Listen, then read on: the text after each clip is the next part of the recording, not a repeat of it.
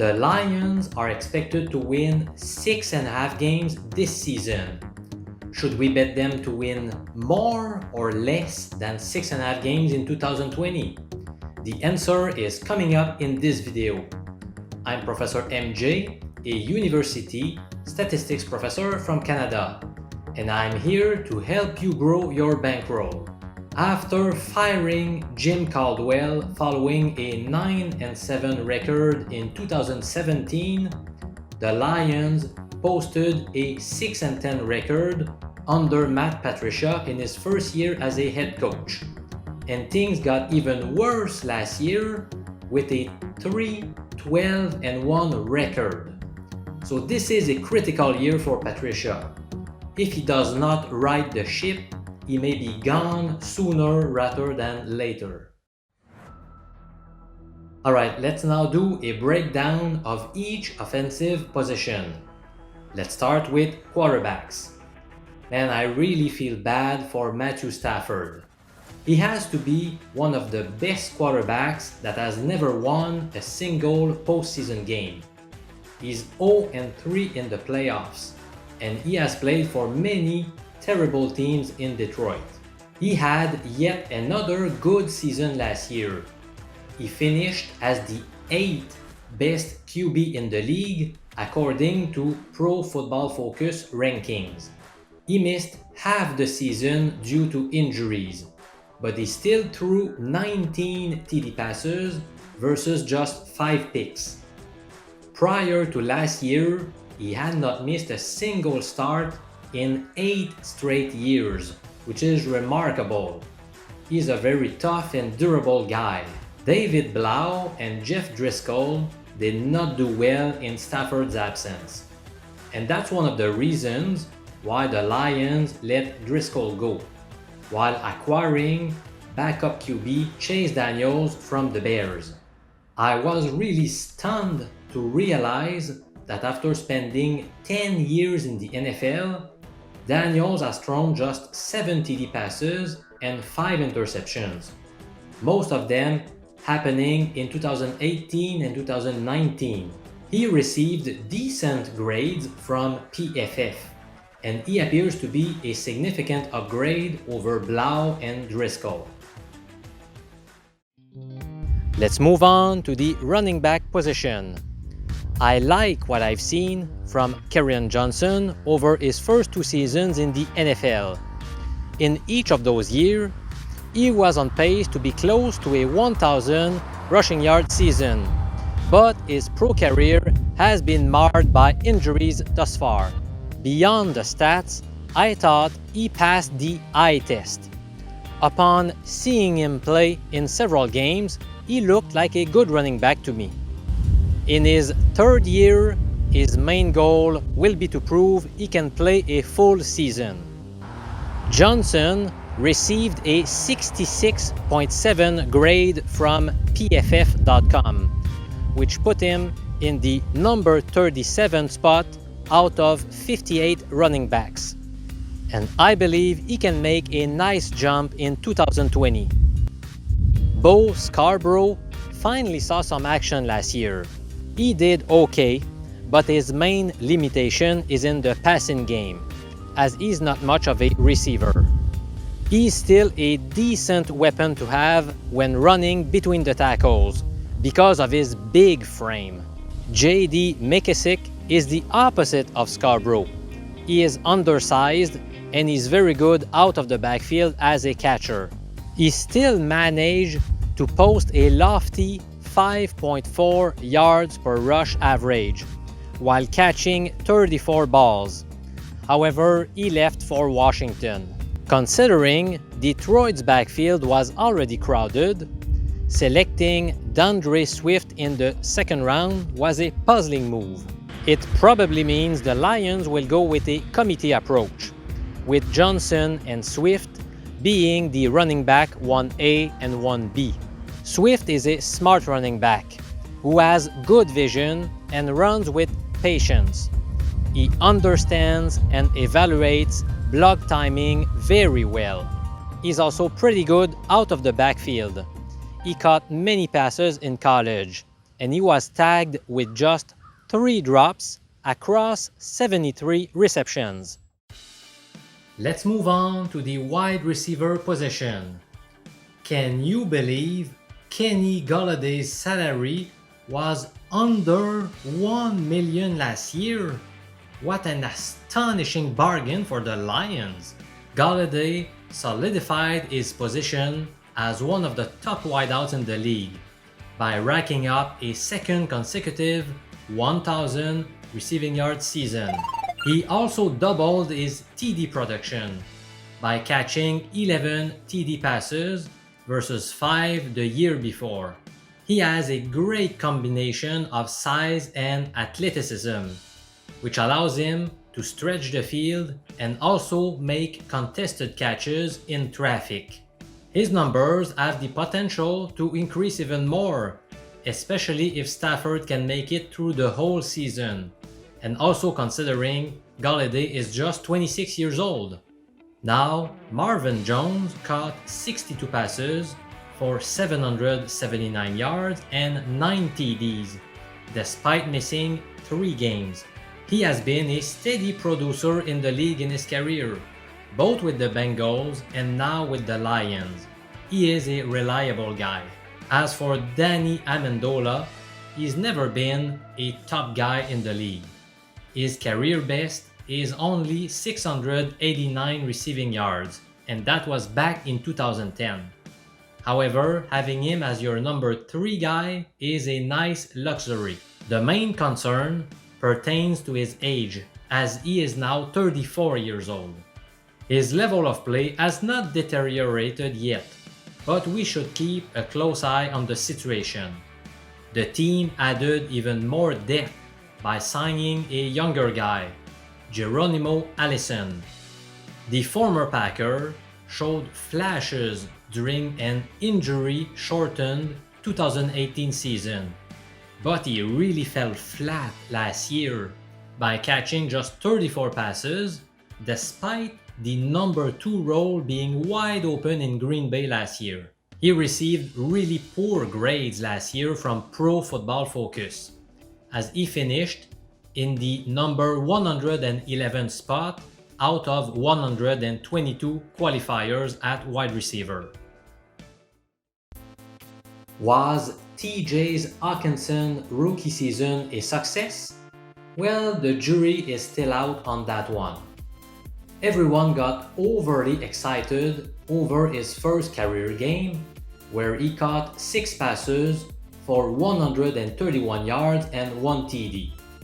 However, he surpassed 50 yards just once over his final 11 games, and then an ankle injury put him on injured reserve for the last 4 contests. He was the number 8 overall selection in the 2019 draft, so the expectations were high for him. However, the adaptation to the NFL level is not always easy for rookie tight ends, so let's cut him some slack. He is a candidate to improve his numbers greatly in his sophomore year, especially with Stafford back under center. Both Logan Thomas and Jesse James caught exactly 16 passes last year. Now Thomas left for Washington, which leaves James as the clear number 2 tight end. He is an adequate backup tight end. Let's move on to the offensive line position. Right tackle Rick Wagner provided respectable protection to his quarterbacks during his first 6 years in the league, but his play tailed off dramatically last year. The team released him and they signed Halapoulivaati Vaitai to replace him. Sorry about the pronunciation of that name, by the way. Vaitai has only started 20 games in 4 seasons, but he played pretty well in spots with the Eagles last year, and that earned him a jaw-dropping 5-year, $50 million contract with the Lions. That seems like a high price for a career backup. but he did grade as the 22nd best tackle out of 81 last year. So we'll see if the Lions made a wise investment or not. The other 4 starters all received pretty good grades from Pro Football Focus. Taylor Decker finished 19th out of 81 tackles. Frank Ragnow finished 6th out of 37 centers.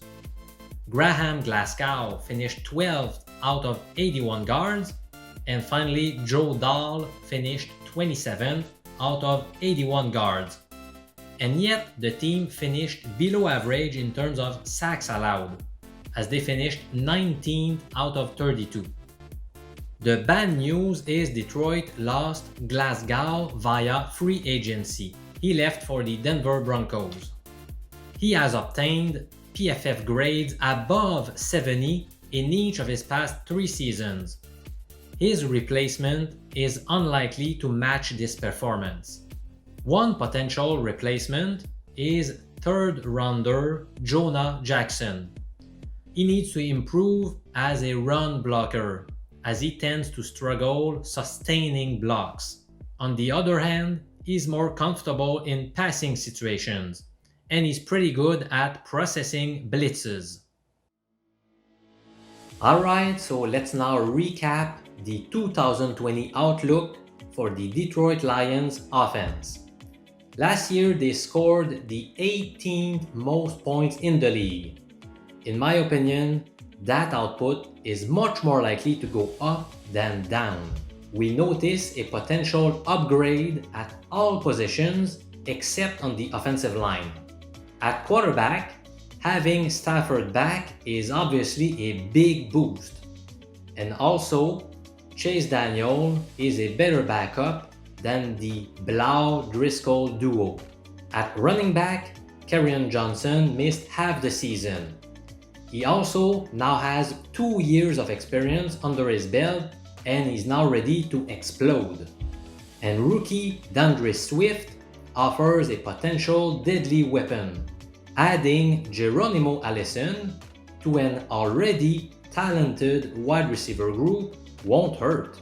Golladay, Jones, Amendola already offer good targets for Matthew Stafford. At tight end, Hawkinson is now more familiar with the NFL speed, and it was reported that he played through some pain last year, which slowed him down obviously. Again, an improvement is a much more likely scenario than a regression. As mentioned earlier, the offensive line play is a source of concern though. Replacing Wagner with Vaitai could be a plus. However, Glasgow's loss will be difficult to compensate. Still, overall, I can see the Lions jumping to the 7th to 12th rank in the NFL on offense. Yes, you heard this right.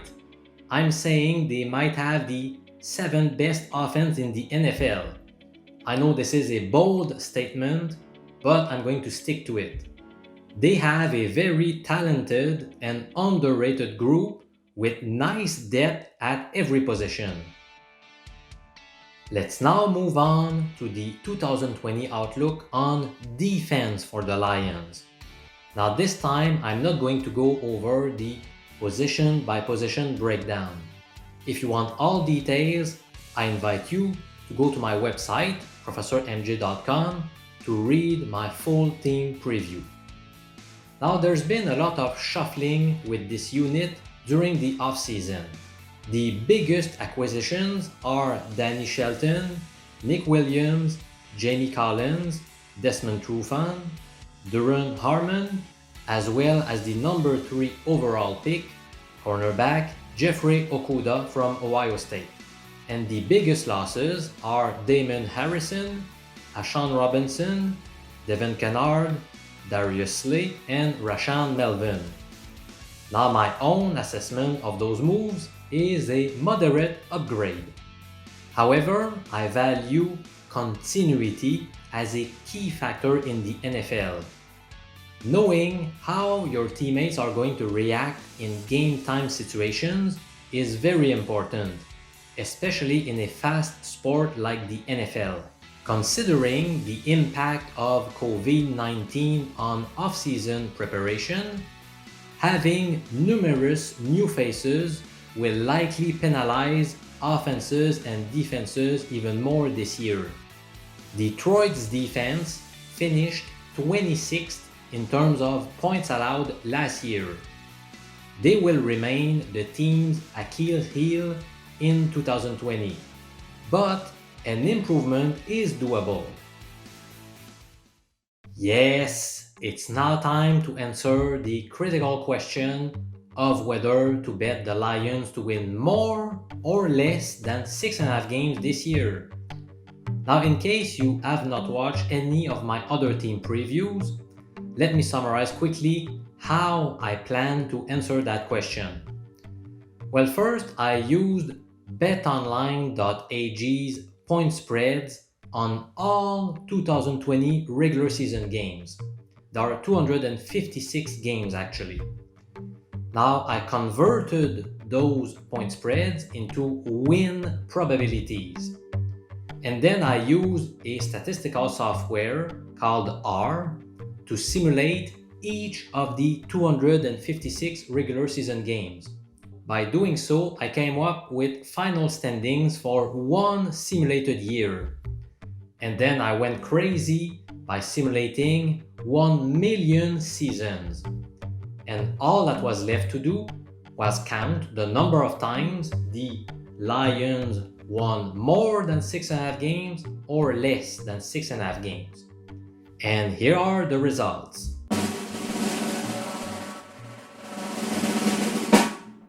In 55.9% of the cases, the Lions won 7 games or more, while the under won 44.1% of the time.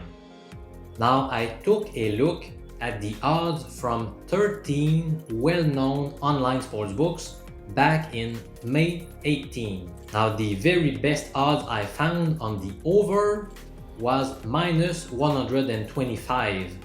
That's in American format. If you are more familiar with decimal odds, that's the equivalent of 1.8. So is this a good bet?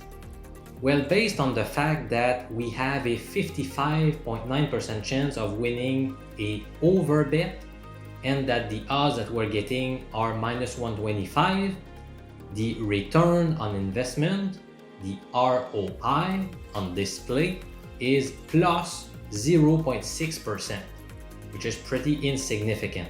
Now, what about the under? The highest odds I found were at Heritage Sports at plus 120 in American format, which is the same as 2.30 in decimal odds.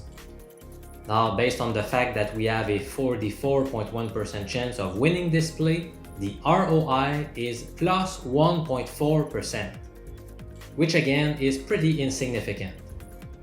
So, since the ROI is slightly bigger on the under, my final tip would be to bet the under. However, as I just said, a 1.4% ROI is very tiny, so it's not really worth it. And this is actually the 31st best bet out of the 32 teams in the NFL.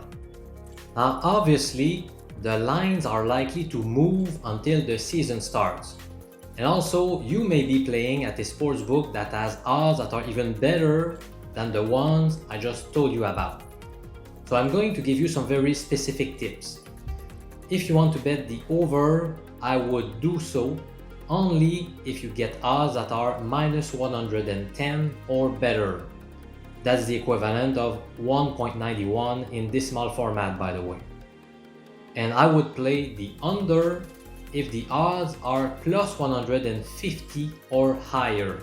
So that's 2.5 or higher in decimal format. Now, as you could tell from my team preview, I am personally fairly high on the Detroit Lions.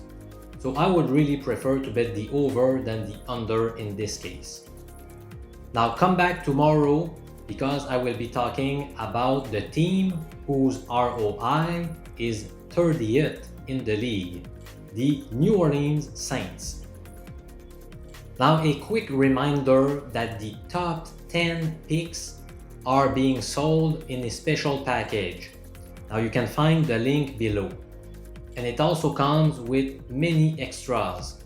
So, for example, I'm making specific and accurate comments about how to approach each of the 32 teams in the NFL with regards to their win totals. I'm also providing you with odds from many online and physical sports books so that you can tell quickly whether your bookie has odds that are favorable or not. I also include a spreadsheet that allows you to calculate the ROI of any given bet. And I also have a special mystery bonus that in itself is worth many hundreds of dollars. It's going to provide you with more opportunities to place some future bets on the NFL before it starts. So a very big thank you for watching. I'll see you in other videos for more NFL team previews. I'm Professor MJ, a university stats professor from Canada. I'll talk to you again very soon.